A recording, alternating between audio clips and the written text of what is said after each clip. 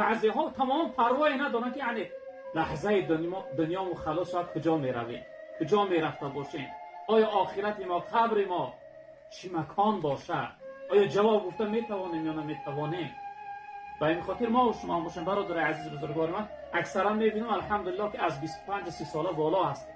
برای خودمون وظیفه کنیم حدی اقل از همه کمتر روزش 100 بار استغفرالله، 100 بار سبحان الله، 100 بار الحمدلله، 100 بار لا اله الا الله، 100 بار دیگه با پیغمبر بزرگوار صلی الله علیه و سلم صلوات گفتن. یعنی برای خودمون کدام وقتی که مناسب تر و موافق تره وقت جدا کنیم.